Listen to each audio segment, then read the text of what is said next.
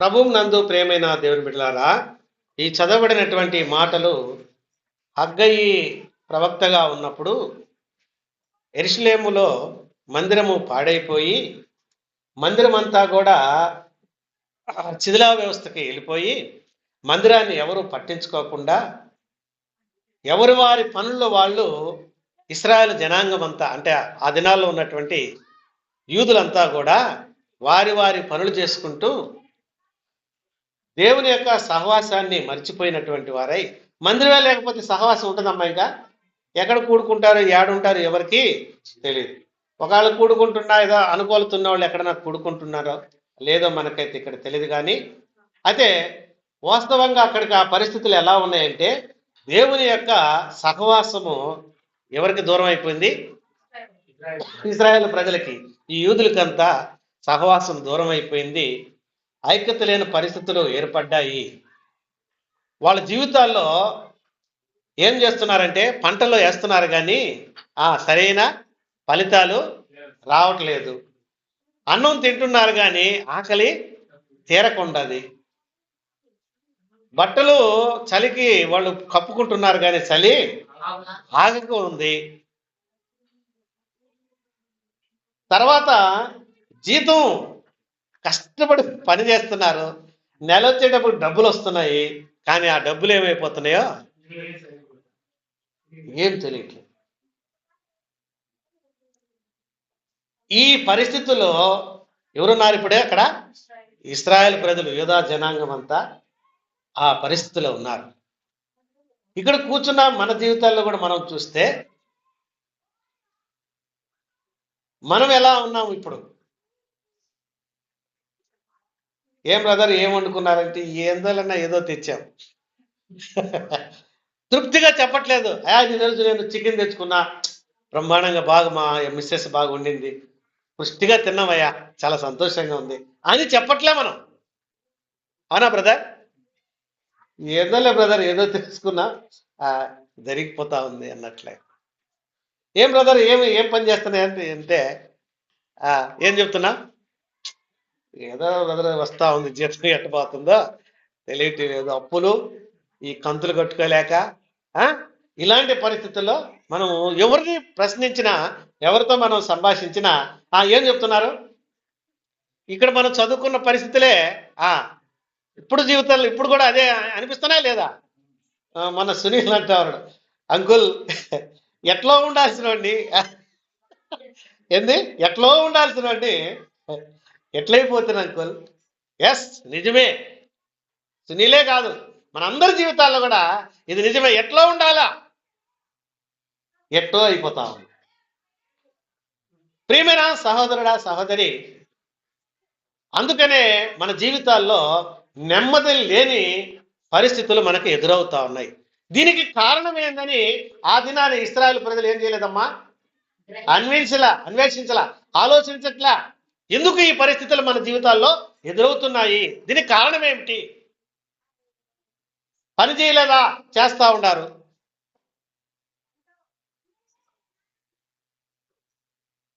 అన్నం తినలేదా?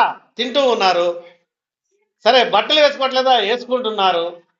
కానీ వాటి వల్ల మనకు జరగవలసిన న్యాయం, అంటే దానివల్ల జరగవలసిన పర్యవస్థానం మనకు న్యాయము జరగట్లేదు.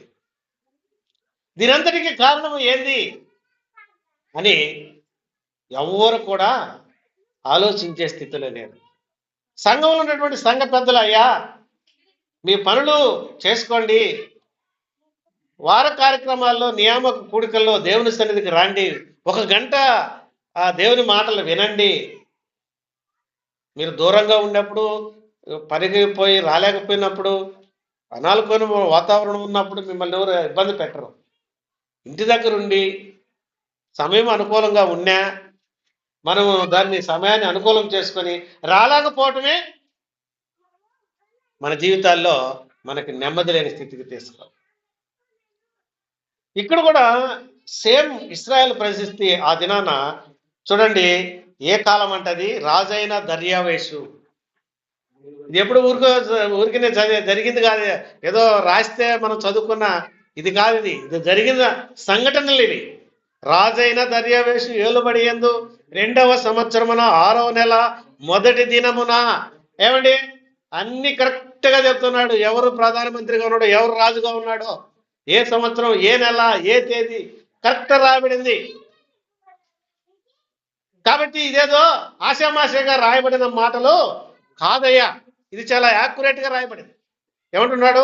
రాజైన దర్యావేషు ఏలుబడి యందు 2వ సంవత్సరమున 2వ నెల మొదటి దినమున ప్రవక్తేగు హగ్గయి ద్వారా యూదా దేశం మీద, రాజే కాదు అధికారి ఎవరున్నాడు కూడా చెప్తా ఉన్నాడు.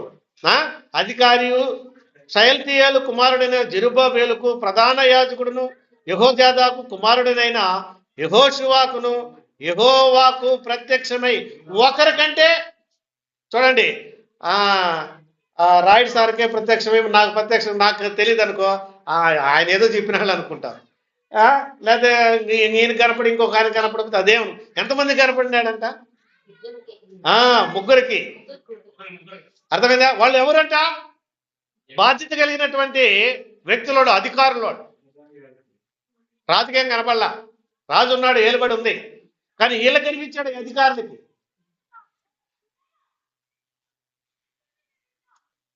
కనపడి వాళ్ళతో దేవుని వాక్కు మాట్లాడుతూ ఉంది. దేవుడు వారితో మాట్లాడుతున్నాడు. ఏం మాట్లాడుతున్నాడంట? సైన్యములకు అధిపతికి యెహోవా ఆజ్ఞ ఇచ్చినదేమనగా. ఎవరంట మాట్లాడుతున్నదమ్మా? ఆశామాషా దేవుడు కాదండి, ఈయన సైన్యాలకి అధిపతి అయినటువంటి యెహోవా. ఆయన మాట్లాడుతున్నది ఏమనగా, చాలా మంది ఎలా ఉన్నారంటే ఆ దినాల్లో, ఇప్పుడు మనం చదివే మాట, సమయం ఇంకా రాలేదు. ఏం రాలేదంట? కూడికి రాండి అంటే, అన్నా నేను ఇంకా దేవునికి నేను నా హృదయాన్ని సమర్పించుకోవడానికి ఇంకా సమయము రాలేదు. నేను ఇప్పుడు యూత్ని. అమ్మా ఎవరు? యూత్ని. ఇంకా నాకు చాలా ఆశలు, కోరికలు ఉన్నాయి. వీటిలన్నిటి నేనేం చేయాలా? నెరవేర్చుకోవాలా. ఇంకా నాకు సమయం ఇంకా రాలేదు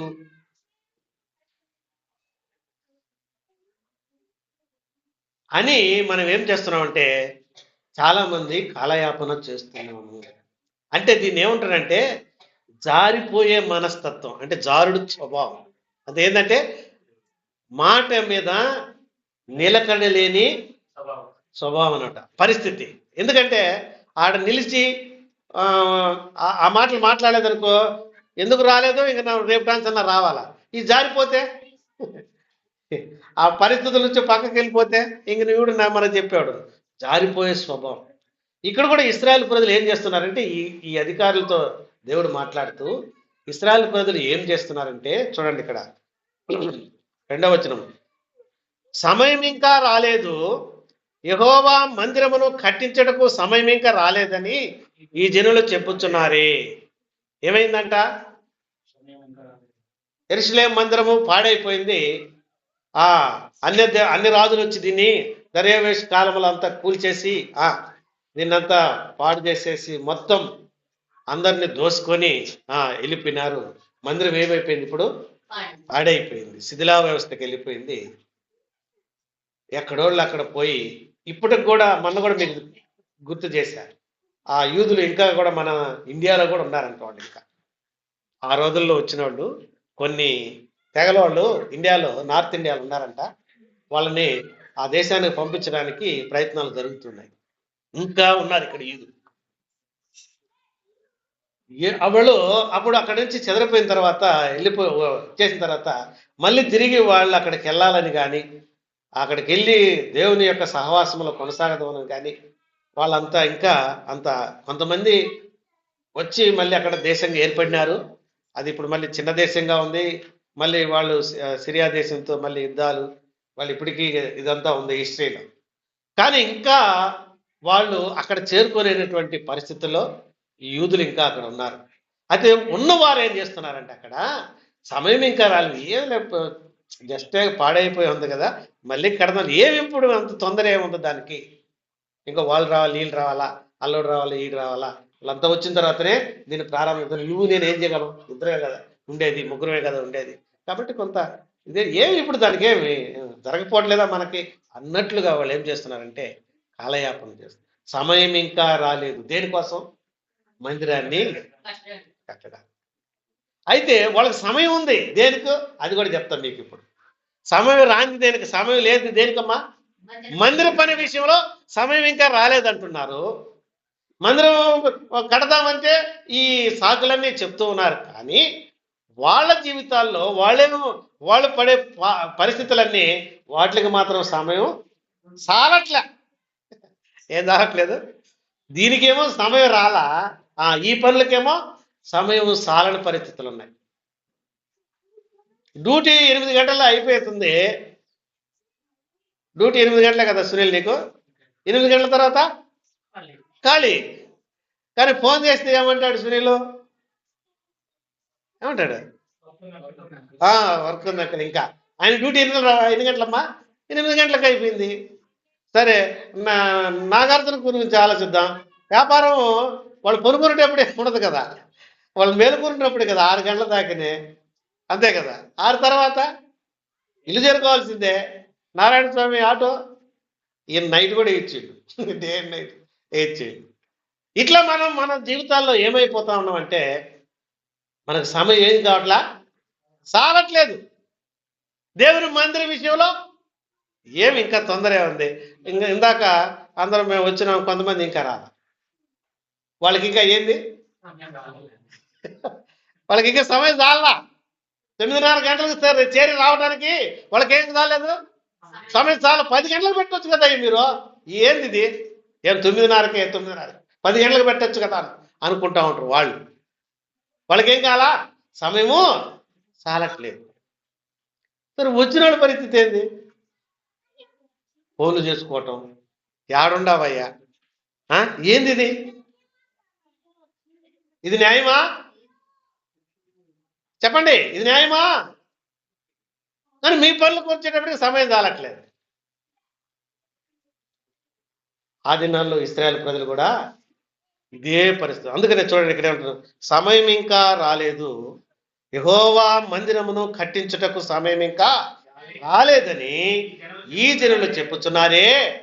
ఏమయ్యా, ఇది న్యాయమా?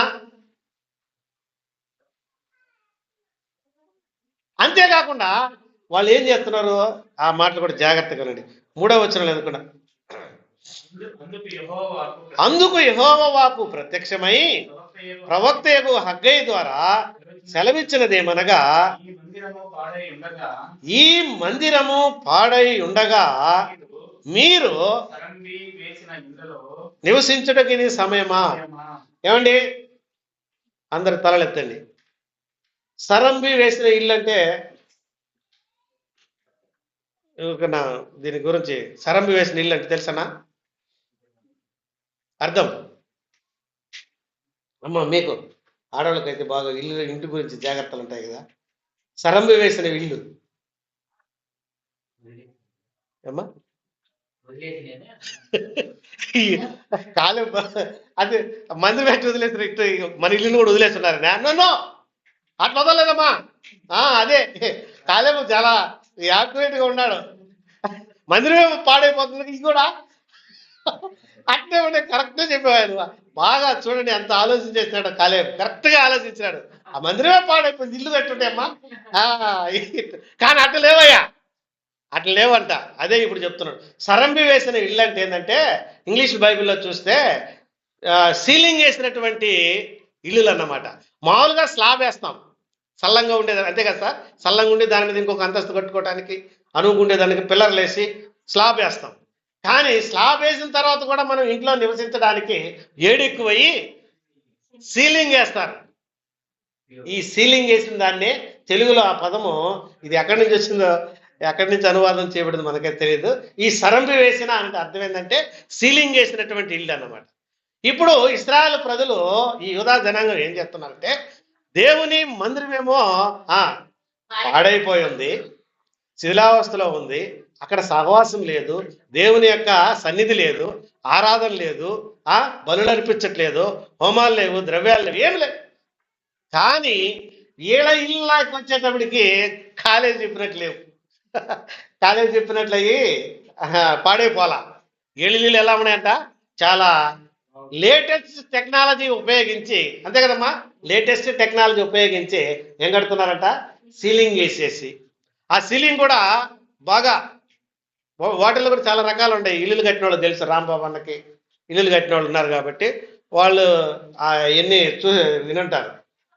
ఏదేస్తే బాగా చల్లగా ఉంటుంది, ఏ పెయింటింగ్ వేస్తే కూలింగ్ ఉంటుంది, ఎన్ని మీకు తెలిసి ఉంటుంది కట్టిన వాళ్ళకి.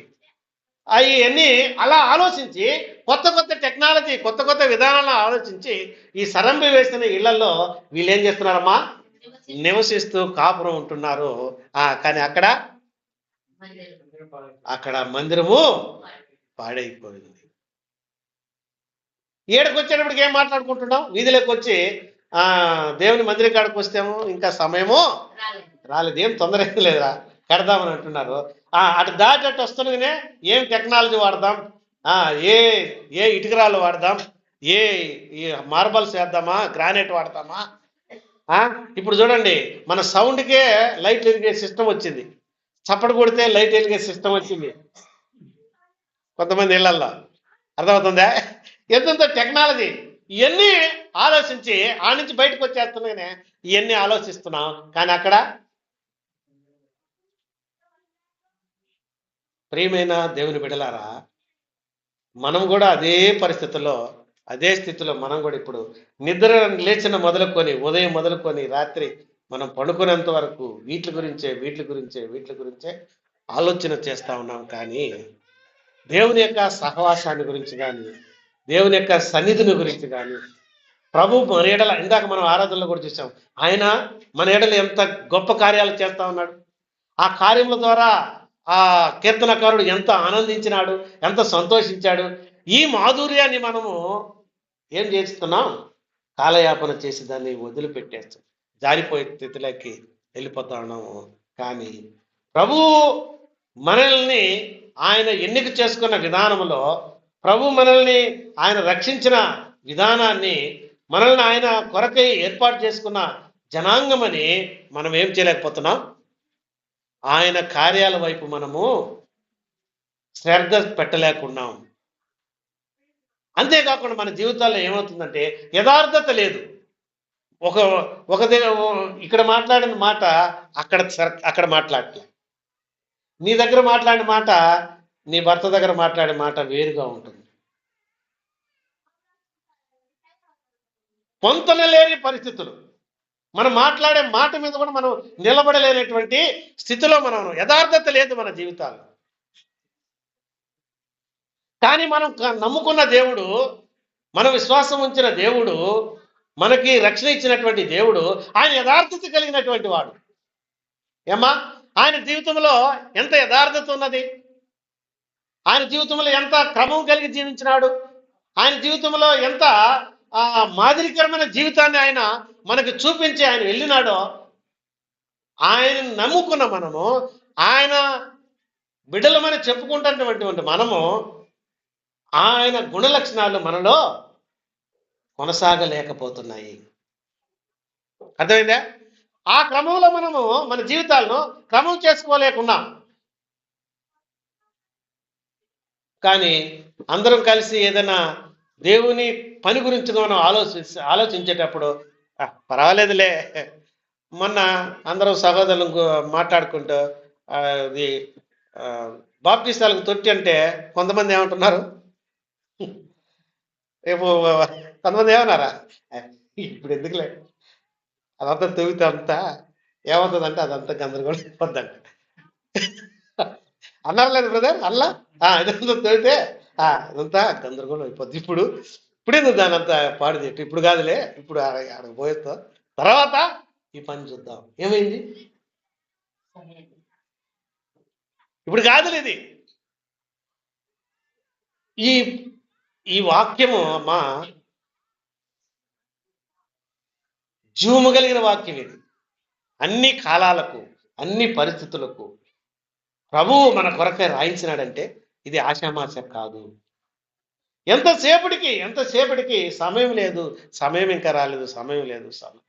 ఇదే ఇదే ఇదే దూరంలో మనం ఉన్నాము. కానీ ఒరే సమయాన్ని అనుకూలం చేసుకుందాం. ఒక 5 నిమిషాలు లేట్ అయినా పర్వాలేదులో పోదాం. బ్రదర్ ఏమైనా అనుకొని ఈ రోజుకి 5 నిమిషాలు, రేపటికి ప్రయత్నం చేద్దాం.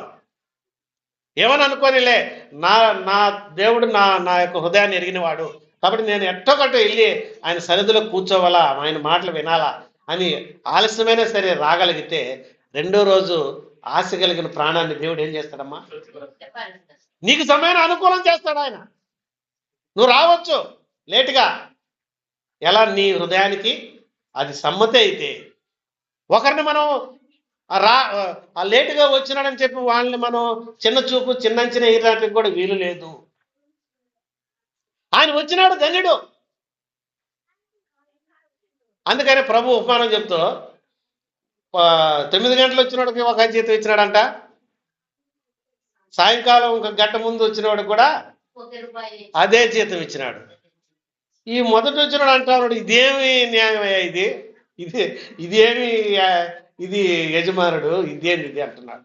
ఆయన ఏమంటున్నాడంటే, యజమానుడా నువ్వు ఉదయం 9 గంటలకు వచ్చి సాయంత్రం 6 గంటల దాకా నీకు జీతం 50 రూపాయలు అనుకుందాం, లేదా ఇప్పుడు 500 అనుకుందాం, లేదా 1000 అనుకుందాం. 1000 నీకు వచ్చింది కదా, దాని గురించి నీకు ఆలోచన లేదు, అయిపోయింది. వాడి గురించి నీకెందుకు, వాడికి ఎంత ఇస్తే నీకెందుకు? ఇప్పుడు అంతా కూడా ఏమైందంటే మనల గురించి, మన కుటుంబం గురించి ఎవరు ఆలోచించట్లే.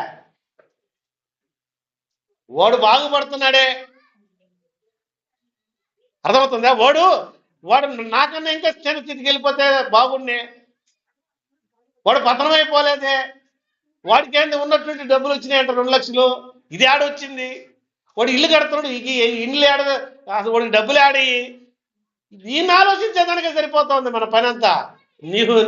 నీ పరిస్థితి, నీ ఇల్లు గురించి, నీ సంపాదన గురించి నువ్వేం చేసుకోవాలో ఆ విధాన ధోరణిలో మనం లేవు.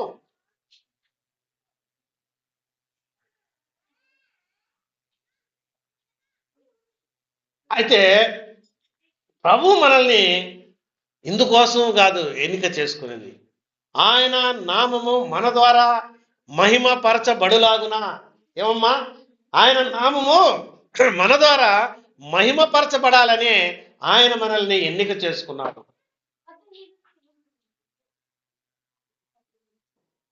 నీ జీవితము ద్వారా దేవుని నామము హెచ్చింపబడేదిగా ఉండటానికే ఆయన నిన్ను ఎన్నిక చేసుకున్నాడయ్యా అమ్మా. కాబట్టి సమయం ఇంకా రాలేదంటున్నారు. కానీ వీళ్ళు ఏం చేస్తున్నారు? వాళ్ళు ఇల్లు కట్టుకునే దాంట్లో విషయంలో ఏం చేస్తున్నారమ్మా? సరంబి వేసిన సీలేడ్ కోటెడ్ ఇది చేసి మంచి టెక్నాలజీ ఉపయోగించి అన్ని వసతులు కలిగించి, ఒక్కొక్కరి ఇంటికి పోతే, మా బామ్మగారు ఇల్లు కట్టినారు, నేను ఇంటికి పోయిన వాళ్ళ ఇంటికి ఒకరోజు, ఇంకా ఓపెనింగ్ కాల. మా బామ్మర్ది భార్య ఇద్దరు అసలు దాని గురించి వాళ్ళు ఎక్స్ప్లెయిన్ చేస్తున్నారమ్మా. ఒక అర్ధ గంట సేపు ఒక్కొక్క రూమ్లోకి తీసుకెళ్ళి దీనిటి చేసాం. ఎంత అసలు మనం కట్టినట్టుంది అన్నమాట. అంత యాక్యురేట్గా వాళ్ళు ఎక్స్ప్లెయిన్ చేస్తున్నారు. ఇది వాడాం, ఇట్లా వాడాం, ఇట్లా చేసాం అని ఎంత క్లియర్గా చెప్తున్నారు. కానీ నిన్న చెప్పిన వాక్యం గురించి ఏమండి? పోయిన ఆదివారం ఏం వాక్యం విన్నాం మనం? చెప్పండి అమ్మా. ఆరాధనలో ఏమి తలంపులు అందించారో తెలియదు, వాక్యం ఏమి విన్నామో తెలియదు, దాన్ని యాక్యురేట్గా చెప్పలేకపోతున్నాం. అర్థమవుతుందా? కాబట్టి ఇది న్యాయమా? ఈ లోకమే శాశ్వతం అనుకోవటము, ఈ లోకమే మనకి ఇది లేకపోతే, ఈ లోకం లేకపోతే, ఈ జీవితం లేకపోతే ఇక లేదు అనుకుంటున్నాం మనం. ఇది అశాశ్వతమని మనము గ్రహించలేకపోతున్నాము. శాశ్వత రాజ్యం, నిత్య రాజ్యం ఉన్నది. పరలోక పట్టణంలో తండ్రితో కూడా మనము ఆ ఆనందము, సంతోషము అనుభవించబోతున్నామని. ఇది టెంపరవరీ, ఇది తాత్కాలిక గుడారమని మనము దీనిని గ్రహించలేక పోతున్నాము. ఈ తాత్కాలికంగా ఉన్నటువంటి ఈ గుడారం కోసమే మనం ఇంత అరులు చాచి, ఇంత కష్టపడి మనం దీనికోసం ప్రయాసపడుతున్నాం. అయితే నిత్యరాజ్యము కోసం, పరలోక పట్టణము కోసం, శాశ్వత రాజ్యములో ఆయనతో కూడా సంతోషము, సమాధానము, ఆనందం కలిగి మనం ఉండబోతున్నటువంటి ఆ మహిమ కొరకు ప్రభుతో కూడా మనం నిత్యం ఉన్నటువంటి ఆ శాశ్వత రాజ్యం కొరకు మనం ఏం చేయలేకపోతున్నాం? ఆలోచన చేయలేకపోతున్నాం.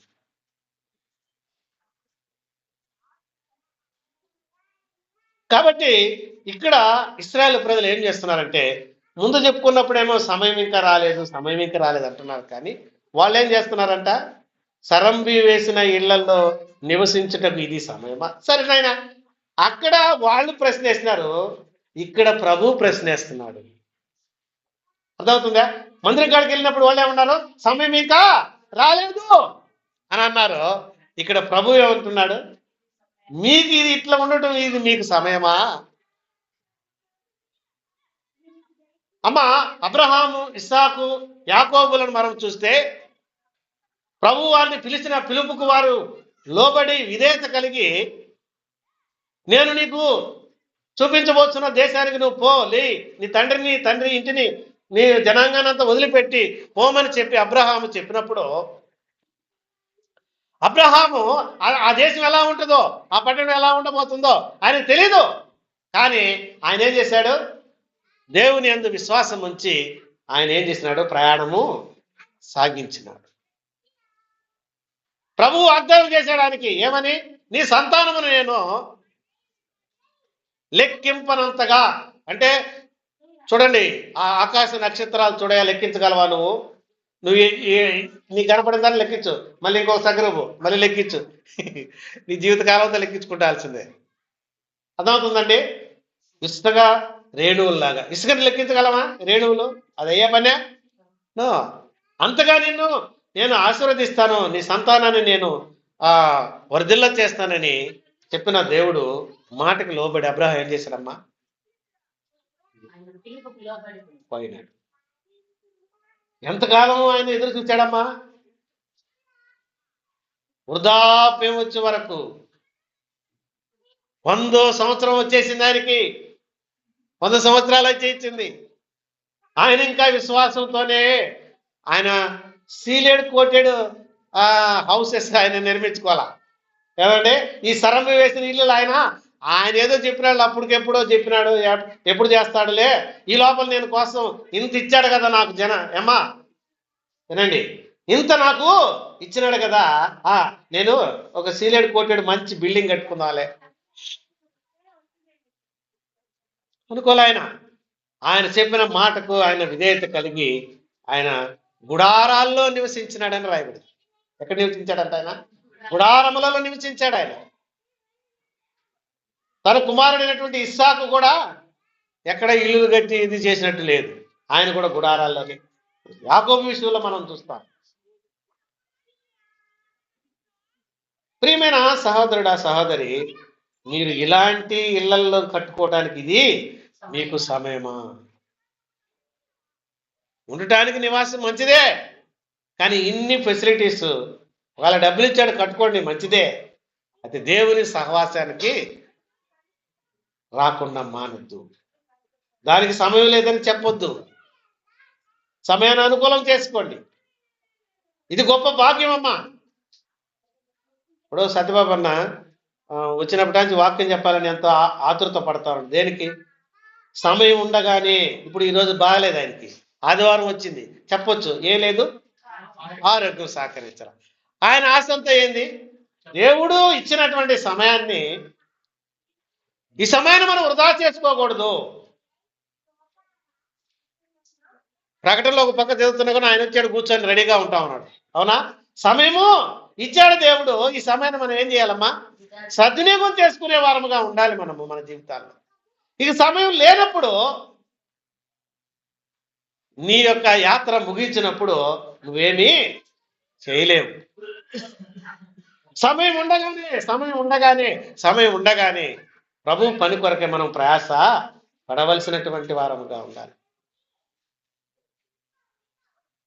అయ్యా, మనమంతా ఒక తీర్మానం కలిగి ఉందాం. ఒక్కరోజైనా అందరం 9:30 గంటలకు వచ్చేదానికి ప్రయత్నం చేద్దామా? ఒక్కరోజైనా సరే, ఒక ఆదివారంలో ఒక్కరోజైనా అందరూ 9:30 కల్లా వచ్చినారనే ఒక రోజు మన సంఘంలో ఒక దినాన్ని మనం చూడగలమా?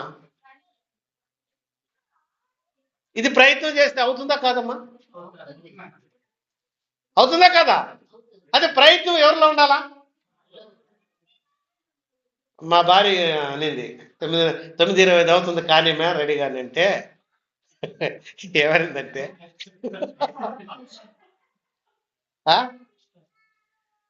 ఇంతలేదు ఆడు ఊరు వస్తారు, ఊరు వస్తారు నీకెందుకు, అవునా కదయ్యా, ఎవరు ఎన్ని గంటలకు వస్తారు నీకెందుకమ్మా, నేను ఇదే చెప్పా, ఎవరు ఎన్ని గంటలకు వస్తే మనకెందుకు, మనం ఉన్నామా లేదా, ఇది మంచి మాట కాదా. ఆమె అరిస్తే నీకు అది లేదు ఇది లేదు, ఇవి కాదు మనకు కావాల్సింది, సమయోచితంగా మనము మాట్లాడగలిగేటువంటి మన విధానాన్ని మనం మార్చుకోవాలి. కోపం వచ్చిందని కూడా మనం ఎలా చెప్పాలా, వినయంగా చెప్పాలా, అర్థమయ్యే రూపంలో చెప్పాలా. వాళ్ళు వస్తారా లేదా మనకెందుకు, ఎవరు వస్తే వాళ్ళు ధనిలు, రాని వాళ్ళకి వాళ్ళ ఇష్టం, అది మనకెందుకు దాని గురించి అమ్మా. నేను వచ్చేటప్పుడు ఆ సిస్టర్ కూర్చొని ఉంది, ఇంకొక సిస్టర్ కూర్చొని ఉంది, ఈ పక్క రాంబాబు అన్నాడు, ఏం పేరు కెన్యా ఉన్నాడు. ఎవరు వస్తేమో ఎవరు రాకపోతే మనం ఉన్నామా లేదా, మన తీర్మానం. అయ్యో ఒక్కరోజున నేను 9:30కు ఉందాం అని అందరూ అనుకుంటే 9:30కి అందరు ఇక్కడ ఉండగలరు. ఇది ఒక్కరి ద్వారా ప్రయత్నం అయినా అందరిలో ఈ మార్పు అనేది ఏమవుతుంది, నేనుండాలా అనుకుంటే తప్పక అది ఒక దినాన నెరవేరు. దేవుని నామానికి అది మహిమకరం. ఒక సంఘంలో 9:30కి ఇంకా రావాల్సిన వాళ్ళు ఎవరు లేరు అనేటువంటి ఒక రోజంటే మనకు దొరికితే అంతకాడికి భాగ్యం ఉందా. ఆయన ఆరాధించడానికి, ఆయన స్తుతించడానికి, ఆయన నామమును గొప్ప చేయడానికి, ఆ ప్రభు చేసిన మేలును మనం జ్ఞాపకం చేసుకుని కృతజ్ఞత చెల్లించడానికి ఆ సమయం చాలదా. ఆలోచించేద్దాం, సమయాన్ని మనము సద్వినియోగ చేసుకునేటువంటి. అందుకనే ప్రభు ఏమంటున్నాడంటే హగ్గయితో, వాళ్ళు సరంబి వేసిన ఇళ్లలో నివసించటకు ఇది సమయమా. నెక్స్ట్ అంటున్నాడు చూడండి, 6వ వచనం ఏమంటున్నాడంటే, కాబట్టి 5 సైన్యములకు అధిపతి యెహోవా సెలవిచ్చినదేమనగా, అమ్మా మనం సమయానికి రావాలంటే మన జీవితంలో కలిగి ఉండాల్సింది ఏంటంటే ఫస్ట్ మన ప్రవర్తన. అంతే కదమ్మా. నీ ప్రవర్తన సరళగాని మారితే, నీ ప్రవర్తన విధానం మార్చుకుంటే, అంటే ప్రవర్తన ఏంటంటే మనం రోజు చేసే పనులే, అది మంచి చేస్తున్నా చెడు చేస్తున్నా. 9:30 గంటలకు ఆరాధన అనుకుంటుంటే మనం 9:30 తర్వాత బాత్రూంలోకి పోతేట,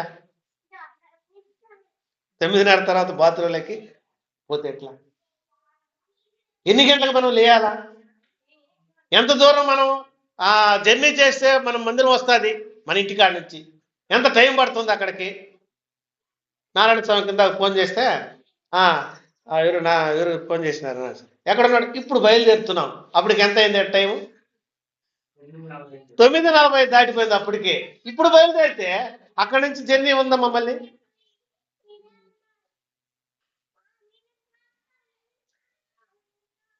కాబట్టి ఫస్ట్ మనం ఏం చేయాలంటే ఇక్కడ చెప్తున్నాడు, నీ ప్రవర్తన,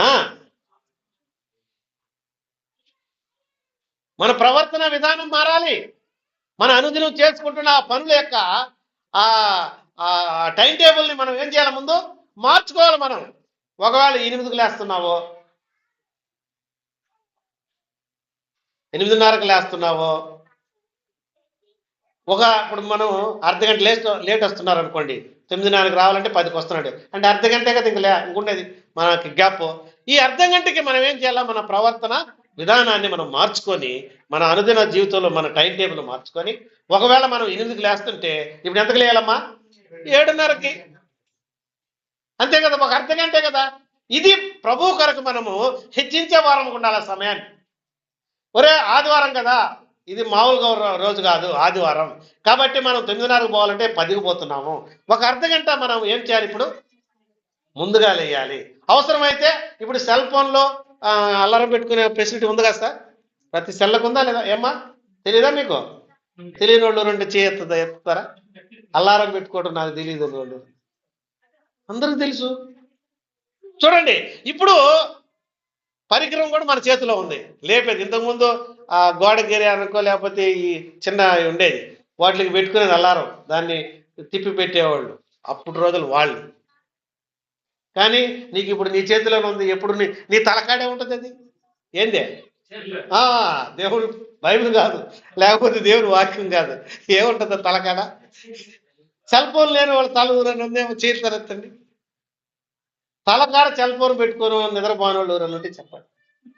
అందరికి తలకాడనే ఉందమ్మా. ఇవి నేను చెప్తుంది ఏమన్నా తప్ప? రియల్గా నా దగ్గర కూడా ఉంది. నేనేమో గొప్ప అన్నట్లే నాదని నేను. అప్పటికి ఈ మధ్య నేనేం చేస్తుంది, దాన్ని పక్కన మారేసేసి ఆ రూములు పెట్టు, లేకపోతే అది ఛార్జింగ్ పెట్టి ఆడడం దూరంగా పోయేస్తుంది. నేను మార్చుకుంటా ఉన్నాను అనమాట. ఇది ఎందుకు మన దగ్గర. కాబట్టి సమయాన్ని మనం ఏం చేసుకోవాలంటే కుదించుకొని మన ప్రవర్తన సరళిని మనం మార్చుకోవాలి. అది అంటున్నాడు ఇక్కడ. కాబట్టి సైన్యములకు అధిపతి యెహోవా సెలవిచ్చినది ఏమనగా, నీ ప్రవర్తనను గురించి ఆలోచించండి. ముందు మీది జరగదా, ఇది జరగదా, అది సెకండరీ. ఫస్ట్ నీవు ఆలోచించమ్మా, అంతే. ప్రభు చెప్తున్నాడు, ఆలోచించయ్యా, ఆలోచించు. ఆ సమయానికి వచ్చేదానికి నువ్వు ఆలోచన చెప్ప. ఫస్ట్ 9:30కు పోదామని ఒక నిర్ధారణ నువ్వు చేసుకో. వారి కార్యక్రమంకి వెళ్ళాలని ఒక ఆలోచన నీలో పెట్టుకో. అది ఇంప్లిమెంటేషను ఎప్పటికి అవుతుంది, ఏ రోజు అవుతుంది, ఈ రోజు అవుతుంది, రేపు అవుతుంది, అది ఇక్కడ రాయబడలా. ఫస్ట్ నువ్వేం చేయాలా? ఆలోచించుకో. నీ ప్రవర్తన విధానాన్ని నువ్వు ఆలోచించుకో. ఆలోచించుకొని ఏం చేయమంటున్నామ్మా? ఆలోచించుకున్నది. మీరు విస్తారముగా విత్తినను మీకు కొంచెమే పండెను. నేను 5 నిమిషాలు ముగించేస్తే ఇక్కడ 9 నేను చెప్పిన టైం దాటిపోతా ఉంది. మీరు ఆలోచించండి. ఆలోచించాలన్నప్పుడు ఏటి మీద ఆలోచన పెట్టాలో చెప్తున్నాడు. ఈ చెప్పి నేను ముగించేస్తాను త్వరగా. ఆలోచించండి అన్నాడు కదా, ఆలోచించమని. ఇప్పుడు ఏం చెప్తున్నాడు? మీరు విస్తారంగా పంట కాదు, ముందు విత్తితే కదా వస్తుంది పంట. విత్తినను ఏం రావట్లేదు, అనుకున్నంత దిగుబడి రావట్లేదు. వ్యవసాయదారులు ఉన్నారా దీంట్లో? వ్యవసాయం చేసేవాళ్ళు 2 ఉన్నారా? కాబట్టి ఈ కోవలో మనం లేవు. ఇంకా దీన్ని తీసేయచ్చు మనం. వ్యవసాయంలో లేరు కదా. ఇంకెందుకు వ్యవసాయం దారులు లేరు కాబట్టి వాళ్ళకి ఏం తెలియదు. ఇక నెక్స్ట్ రెండో దానికి వద్దాం. చదువు. ఇది అందరు చేస్తున్నారా లేదా? ఏమండి చూడండి, ఆశయత్తండి. మీరు భోజనం చేస్తున్నారా లేదమ్మా? ఇంకా కాబట్టి ఇప్పుడు ఇది అందరికి సంబంధించింది. ఇందాకంటే వ్యవసాయం వాళ్ళు ఎవరు లేరు కాబట్టి దాన్ని పక్కన పెట్టేయండి. దాని గురించి కూడా నాకు తెలుసు, అయినా అవసరం లేదు మీకు, ఎందుకంటే మీరు వ్యవసాయం లేరు కాబట్టి. దాని గురించి పక్కన పెట్టేస్తే, రెండవది మాత్రం మనం అందరం భోజనం చేస్తున్నాం. దీంట్లో ఎవరైనా మినహాయింపు ఉంటే చెప్పండి అమ్మా. అయ్యా నేను భోజనం చేయట్లేదు. కాబట్టి మీరు ఇప్పుడు జాగ్రత్తగా ఆలోచించాలి. మీరు ఇప్పుడు ఏం ఆలోచించాలా? జాగ్రత్తగా. మీరు అన్నం తింటున్నారు, భోజనం చేస్తున్నారు, కాబట్టి మీరు ఆలోచన చేయాలి. ఏందంట ఆలోచన? చెప్పండి, కింద చదువు. మీరు భోజనము చేయుచున్నను ఆకలి తీరకున్నది ఎందుకు? సార్ చెప్పండి సార్, ఒక్క మాట.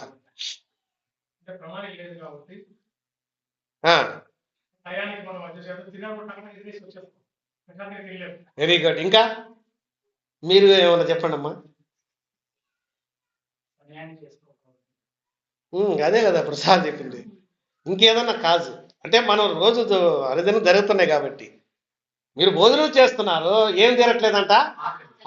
అందుకు చెప్పండి క్వశ్చన్ ఇది. మీరు భోజనము చేయించున్నాను ఆకలి తీరకున్నది. ఆయన సమయానికి వండుకోలేక త్వరగా తినేసి వెళ్ళిపోతున్నాం కాబట్టి ఆకలి అన్నాడు. కరెక్ట్. అది ఇంకొక పాయింట్ ఏదైనా ఉందా? చెప్పు నారాయణ స్వామి, నీకు తింటే ఆకలి తిరిగిపోతుందా?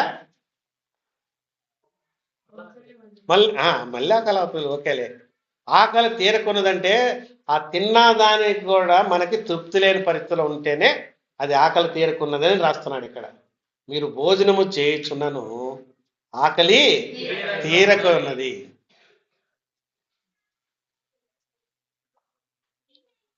మీరు అనొచ్చు, ఏం ఆ టైం మాకు రావట్లేదు బ్రదర్, మేము తృప్తిగానే తింటా అవడానికి అరగట్లేదు. అదే కదమ్మా, ఇది మన బాడీకి సంబంధించింది కాదు సార్. అర్థమవుతుందా? ఇది ఓకే, అందరికి ఈ దినాన్ని ఎక్కువైపోయింది సార్. నేను ఒకప్పుడు చిన్న పిల్లగాయలప్పుడు నేను ఒక ఉద్యోగంలో చేరినప్పుడు నాకు 600 రూపాయల జీతం. 600 జీతం అప్పుడు ఎక్కడ పోయినా కానీ నాకు ఎంత అంటే, అప్పుడు బాగా తిరిగేవాళ్ళం, బాగా కష్టపడేవాళ్ళం. ఎంత తిన్నా సరే ఆకలే తీరేదిలే. ఒకవేళ ఇప్పుడు మీ బోటెలు ఇంటికి వస్తే మరి అక్క పెడతదో లేదు, నాకు సరిపోయినంత ఇంకొకరు అడదు అంటే పిచ్చేది. ఈ నేంద్ర మళ్ళీ అడుగుతున్నారు అనుకుంటారని ఎవరు ఇంటికి పోతే సరిగా కూడా తినేదిలే. ఎందుకు? వాళ్ళు ఏమైనా అనుకుంటారా, ఈడేంద్ర భోజనానికి వచ్చినట్టున్నాడు అనుకుంటాడని. అసలు ఆకలే తీరేదిలేదు అనమాట. అంత తింటున్నా సరే చెప్తులేదు అనమాట. వాళ్ళని మనం పోయి బాగా ఏదన్నా ఫుల్ మీల్స్ తిందాం అనుకుంటే డబ్బులు లేవు. ఏంది ఫుల్ మీల్స్ తీసుకున్నానికి హాఫ్ మీల్ తీసుకుని తేడా ఉంది కదమ్మా. నువ్వు హోటల్ నడుపుతున్నావు కదా, ఫుల్ మీల్స్కి ఒక రేటు, హాఫ్ మీల్స్కి ఒక రేటు ఉంది కదా. నేను హాఫ్ మీల్సే తినాలి, ఎందుకంటే మన దగ్గర ఫుల్ మీల్స్కి డబ్బులు లేవు, ఆకలి తీరదు, ఎంతో కష్టం. అలాంటి పరిస్థితులు ఫస్ట్లో ఉన్నాయి. అయితే దేవుని కృపను బట్టి దేవుని నమ్ముకున్న తర్వాత మనం ఈ పనిలో నమ్మకంగా కొనసాగుతుంటే నాకు జీతం పెంచింది. ఇప్పుడు జోబి నిండా డబ్బులు ఉంటున్నాయి. ఫుల్ మీల్స్ కూడా డబ్బులు ఉన్నాయి. కానీ ఇప్పుడు ఏం చేయలేకపోతున్నా, ఫుల్ మీల్స్ తినలేకపోతున్నా ఇప్పుడు. అర్థమైందమ్మా? ఇప్పుడు ఇందాక సత్యబాబుని గురించి అని చెప్పి ఆయన ఎందుకు అంత తొందరపడుతూ ఉన్నాడు? ఇదే సమయం అనుకుంటున్నాడు ఆయన. రేపేమో జరుగుతుందో నాకు తెలియదు. దేవుడు నాకు ఇదేమో ఇచ్చాడు, నేను వాక్యం ధ్యానం చేసిన ఆ వాక్యాన్ని వచ్చి నా బిడ్డలో చెప్తే నాకు వరకు నా పని అది ఆయన తపన.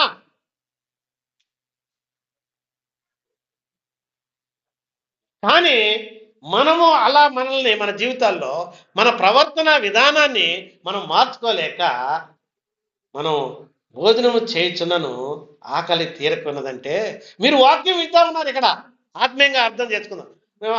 భోజనం శరీరపరంగా అయితే మాకు అరగట్లేదు అన్నారు కదా, అందరు నవ్వారు కదా. అరగట్లేదు కరెక్టే అందరికీ తింటే. కానీ ఆత్మీయంగా చూస్తే మనము ఆహారము బైబిల్ చదువుతా ఉన్నాం, వాక్యం వింటా ఉన్నాం, కానీ మనకి ఇంకా ఏం తీరకుందమ్మా? ఆత్మీయ దాహం, ఆహారం, ఆత్మీయంగా ఆహారం మనకి తీరట్ల. కారణం ఏంది? అది మర్చిపోకూడదు. అందుకనే మొన్న యాకోబు పత్రిక చెప్పేటప్పుడు కూడా మీరు మూలపాఠం నేర్చుకుంటే ఆ కీలకమైన దాన్ని కానీ మనం దగ్గర పెట్టుకుంటే కొరవంతా మనకు అర్థమవుతా వస్తుంది. ఆ పాయింట్ మనకు అర్థం, అది పెట్టుకోలేదనుకో ఇది ఎంత ధ్యానం చేసినా వేస్టే.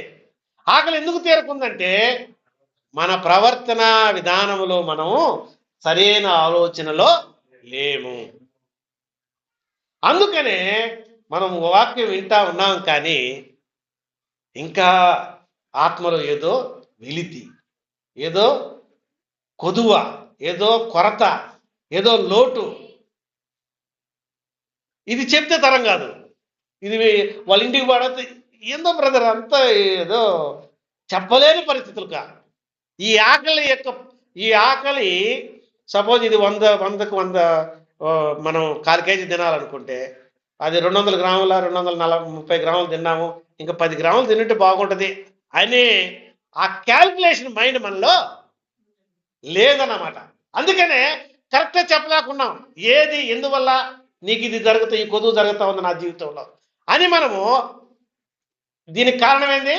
మన ప్రవర్తన విధానం, ఆలోచన లేదు. ఆలోచన కూడా చెప్పాడు కదా, అది చదువుకోండి ముందు, చూడు అదే వచ్చినాం. కాబట్టి మీ ప్రవర్తనను గురించి ఆలోచించుకోనండి. నీకు ఆకలి తీరట్లేదంటే నీ ప్రవర్తన గురించి ఆలోచించుకో. అర్థమైందమ్మా? ఇప్పుడు నెక్స్ట్ రెండోది ఏం చెప్తున్నాడు? కాబట్టి మనము ఆకలి తీరకున్నదంటే విన్న వాక్యాన్ని కరెక్ట్గా వింటేనే అది నీకు బోధపడుతుంది. అంతే కదా. నువ్వు కొంచెంసేపు ఏడు ఆలోచన పెట్టి టక్కన వెళ్ళిపోయినావు అనుకో, వడలేస్తా ఉన్నట్టు, లేదంటే ఇడ్లీ తీసినట్టు, ఏమ్మా ఈ ఆలోచన వెళ్ళిపోయింది అనుకో, ఏడు ఏడు చెప్పి వాక్యం చెప్పేది వినలా. ఇప్పుడు నీకేమైపోయింది? ఆత్మీయ ఆహారము అర్థం కాదు. కాబట్టి మనం వచ్చినటువంటి మన ప్రవర్తన విధానాన్ని ఆలోచించుకొని, అయ్యో ఈ అర్ధగంట ఈ ముక్కాలు గంట బాగా విందాం, వాక్యం ఏం చెప్తుంది, అవసరమైతే చదువుకున్న వాళ్ళైతే మళ్ళీ వెళ్ళి ఆ వాక్యాన్ని 2-3 సార్లు ధ్యానం చేస్తే అప్పుడు మనకి అది తృప్తినిస్తుంది. అలా లేకపోతే అది తృప్తిని ఇవ్వదు. కాబట్టి నేను ముగిస్తా ముందు చూడండి, ఇంకోటి చెప్పి అవసరమైతే ఇంకో రోజు దీన్ని మనం కొనసాగించి దీన్ని మొత్తం ధ్యానం చేద్దాం. చూడండి, మూడవదిగా ఏం చెప్తున్నాడంటే, ఏమా నీళ్ళు తాగిన వాళ్ళు 2 ఉంటే చేతులు ఎత్తండి. అందరూ తాగుతున్నారు కదా. కాబట్టి నువ్వు తాగే నీళ్ళల్లో దీంట్లో కూడా ఏం లేదంట, దాహం తీరట్లా. ఇందాక ఆకలి తీరలా, ఇప్పుడేం తీరలేదు, దాహం తీరలా. దీన్ని మళ్ళీ నేను పొడిగిస్తానమ్మా, అప్పుడు మీకు బాగా అర్థం. నెక్స్ట్ చదువు. బట్టలు కప్పుకొనుచున్నాను. ఇదేంది ఇది? ఇప్పుడు మీరు బ్రహ్మాండంగా అందరూ దుప్పటి లేని ఇల్లు ఏమైనా ఉన్నాయా బ్రదర్? దుప్పటి లేని ఇల్లు ఏమైనా ఉన్నాయా? లేకపోతే మనం సందా వేసుకుని వాళ్ళు గురిద్దాం. దుప్పటి లేని ఇల్లు కప్పుకుంటున్నారు. ఏం తిరగలేదంటమ్మా, చలి ఆకుకున్నది. నెక్స్ట్ దీన్ని ఊరికే చదివేసి వదిలేద్దాం ఈ రోజుకి.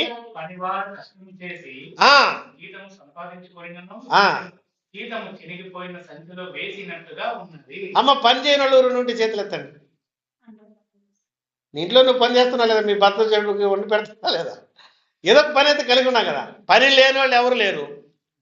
కానీ మా భార్య ఎప్పుడప్పుడు అంటుంటది, ఇంకా నాకు పని తీరలేదండి, నిన్న చేద్దాం అనుకునేది నిన్న కాలేదు, ఇంకా అది కొరవే ఉందంటావు.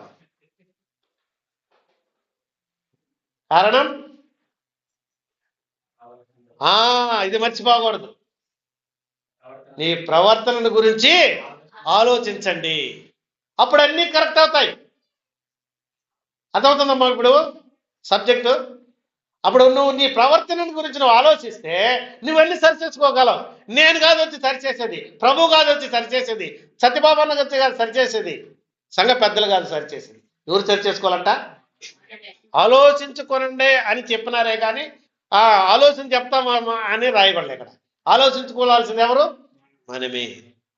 కాబట్టి మన ప్రవర్తన విధానాన్ని బట్టి మనం ఆలోచన కలిగితే నువ్వు ఎప్పుడు ఏమి ఎలా చేసుకోవాలనేది ప్రభువు నీకు ఇచ్చినటువంటి జ్ఞానాన్ని బట్టి నీ పనుల్ని నువ్వు క్రమం చేసుకొని, అయ్యా చూడండి నాసయ్య, నీ పనులు నువ్వు క్రమం చేసుకొని నువ్వు అనుకున్న సమయానికి అనుకున్న రీతిలో ప్రభు యొక్క సన్నిధికి వచ్చి ఆయనను మనము ఆత్మపూర్ణంగా అంటే పరిశుద్ధంగా ఆయన మనము సేవించగలము, ఆరాధించగలము, ఆ గొప్పతనాన్ని కొనియాడగలము. అప్పుడే మనం హృదయంలో నుంచి ఉప్పొంగిన దానిని బట్టి, హృదయం నిండిన దానిని బట్టి మనము ఆయనకు ఆత్మతో సత్యముతో ఆయన ఆరాధించి ఆయన స్తుతించి ఆయన గణపరిస్తే అది ఆయనకి ఇష్టమైన ఆరాధన. అర్థమైందమ్మా? అప్పుడే మనందరిని బట్టి ఆయన సంతోషించేవాడుగా ఉంటాడు. శరీరంలో కొన్ని అవయవాలు పనిచేయకుండా కొన్ని అవయవాలు పనిచేస్తుంటే శరీరానికి ఎంత బాధ ఉంటుందమ్మా. నాగార్జున వాళ్ళ ఇంటికి వెళ్ళాము, రాణమ్మ గురించి చెప్పాడు, నాకు ప్రాబ్లం ఉంది అంకుల్, నేను రాలేకపోయినా, ఆమెతో పాటు వాళ్ళ అమ్మ కూడా రాదు. దేహంలో కొన్ని అవయవాలు సరిగా పని చేయట్లే, కొన్ని అవయవాలు సరిగా పనిచేస్తున్నాయి. దానివల్ల ఏమైపోయింది? బాడీకి బలహీనతల వల్ల నీరసించిపోతాము. సంఘంలో కూడా కొంతమంది ఏమో బ్రహ్మాండంగా చేస్తున్నారు, కొంతమంది ఏమో సరిగా రాకపోతే ప్రభువుకి అది ఇష్టపూర్వకంగా ఉంటుందా? ఈ సంఘం తరపున దేవుడు వెరీ గుడ్ రా, ఈ బైబిల్ స్కూల్ ఇది గుడ్ న్యూస్ క్రిస్టియన్ అసెంబ్లీ ద్వారా నారాయణపురంలో ఉన్నటువంటి ఈ ఏఎస్ఆర్ నగర్లో ఉన్నటువంటి ఈ సంఘం ద్వారా నాకు తృప్తిగా ఉందని అంటాడా? కొంతమంది రాలా. ఇది ఎవరు రాలేదయ్యా? కొంతమంది రాలా. ఇప్పుడు దీంట్లో కొదువు ఉన్నట్టే కదా. ఈ ఈ బాడీలో ఇప్పుడు ప్రభు శిరస్సుకి మనం అతకబడ్డాము. కొన్ని అవయవాలు తీసేసిన తర్వాత ఏమవుతుందమ్మా? ప్రాణముకు ఆహా ఆరోగ్యం బాధ. ఎందుకు? కొన్ని అవయవాలు పని చేయలేదు. అవును కదా. అన్ని ఉంటే ఆమె కూడా సంతోషంగా వస్తుంది. అర్థమవుతుందా? కాబట్టి దేవుడు ఇష్టపడిన రీతిగా, దేవుడు కోరుకున్న ఆరాధన, దేవుడు మనల్ని మెచ్చుకునే ఆరాధన మనము కలిగి ఉన్నామా లేదా మనల్ని మనం పరిశీలన చేసుకొని, ప్రభు నిన్ను తన స్వరక్తమిచ్చి సంపాదించి ఆయన సొత్తుగా చేసుకొని సంఘ సహవాసములు నిన్ను చేర్చి నీ ద్వారా ఆయన నామము మహిమపరచబడేదిగా ఉండటానికి నిన్ను ఈ సంఘములో చేర్చి ఉంటుండగా నీ ప్రవర్తన విధానం బట్టి నీవు ఆలోచన కలిగి ప్రభుకి ఇష్టడుగా ఉండటానికి మనం అందరం ప్రయాసపడదాం. దేవుడు ఈ యొక్క మాటలను మన కొరకై దీవించిన కాక. వీళ్ళు ఒకరు వచ్చి ప్రార్థన చేస్తారు. అన్న సత్యబాబు అన్న ఆరోగ్యం కోసం కూడా ప్రార్థన చేయండి.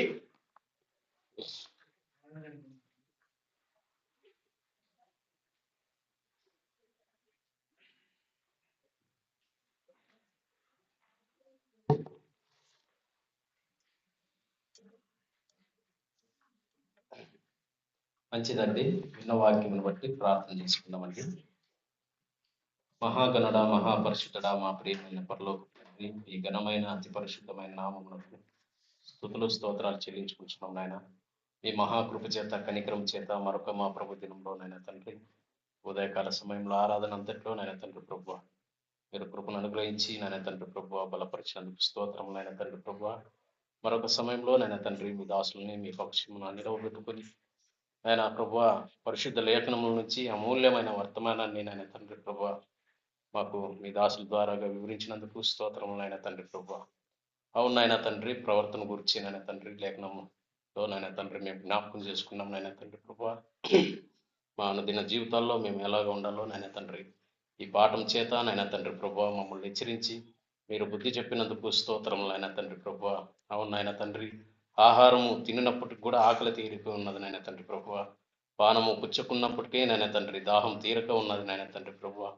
నాయన తండ్రి ఇలాగున నాయన తండ్రి కొన్ని మెలకువల చేత మమ్మల్ని హెచ్చరించి బుద్ధి చెప్పినందుకు స్తోత్రములు నాయన తండ్రి ప్రభువ.